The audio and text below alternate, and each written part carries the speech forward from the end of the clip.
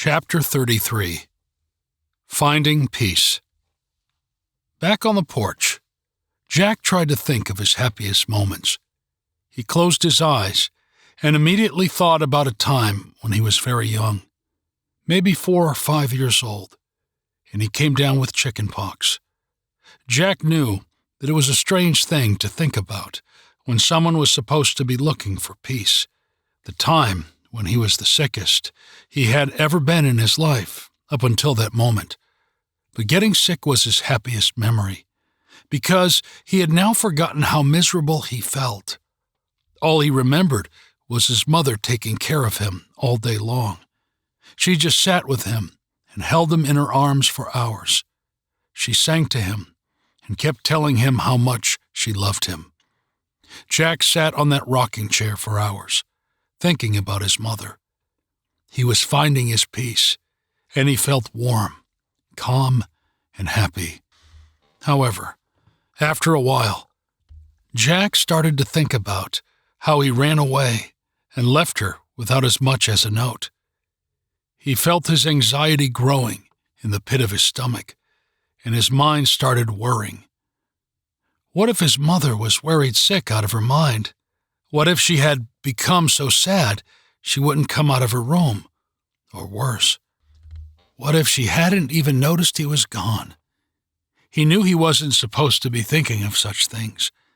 Nurin had warned against dwelling on things that stressed him out. So, Jack told himself to refocus and find his peace again, but he was already too far off track. Jack opened his eyes and noticed the morning skies turning black.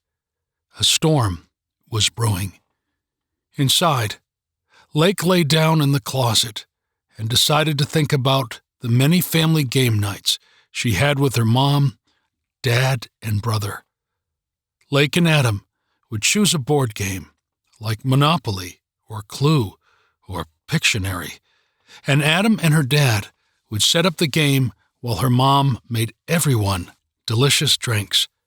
In the summertime, it would be lemonades or root beer floats, while in the winter, it was always hot cocoa with mini marshmallows. There would always be some music playing in the house, and then they would start the game. Because Lake was the youngest, they always let her go first, and sometimes they even let her move a little farther than the dice suggested.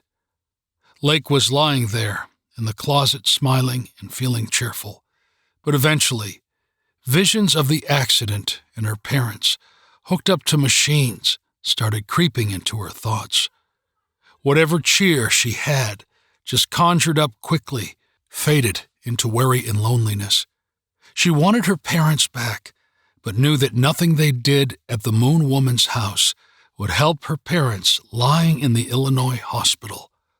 Lake sat up, wrapped her arms around her knees, and started to rock back and forth as the full extent of her helplessness hit her. Meanwhile, Verona was thinking about sitting in the park next to her house in Belvedere, swinging on the playground swing set. When she first sat on the swing, she was surrounded by hundreds of people who were all looking directly at her. It felt like she had the weight of the world on her shoulders. The hordes of people looked at Verona, longing for something from the little girl, but she didn't know what they wanted.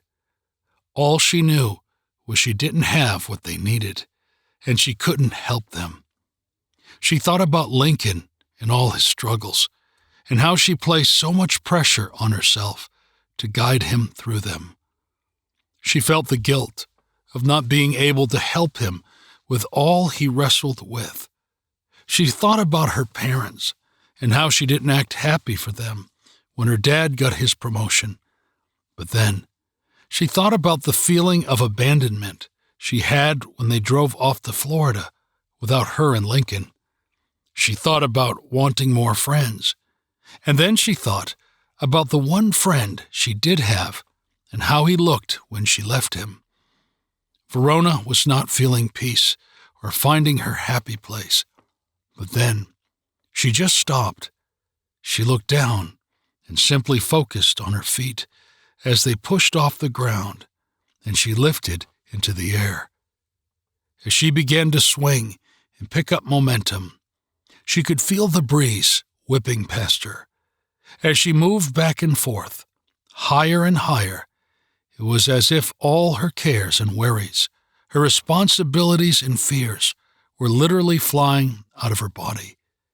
As she was swinging, she closed her eyes and concentrated on the wind hitting her face. And those moments of weightlessness felt at the apex of each swing, just before she began to plummet back down to earth. Soon, she felt as if she no longer had a care in the world, and when she opened her eyes, she was all alone in the park. Verona sat in that chair in front of that fireplace, swinging on that swing in the park next to her house for what seemed like hours, and in truth, it was. Verona had somehow found her serenity. Lincoln, on the other hand, thought about what he believed to be an impossible task of finding strength within himself. He sat on the couch, listening to his music for a long while, just doubting what he was capable of, the strength it would take to fight monsters. Lincoln was terrified, and he thought to himself that he didn't want to find his gifts, if they even existed, because he knew he could never face real demons. How could he thought. He just wanted to go home. But then he took some deep breaths, how the Moon Woman had instructed, and began to calm down. After some time, he started thinking about a time when he was in school, and for a moment, he was not paralyzed by his fears. His class was at recess, and everyone was playing tag. For about 40 minutes, nobody was picking on little Lincoln or ignoring him, and he wasn't scared. He was just laughing and having fun, playing a game with a bunch of kids that, if he pretended or if the circumstances were a little different, all could have actually been his friends. Lincoln started to relax.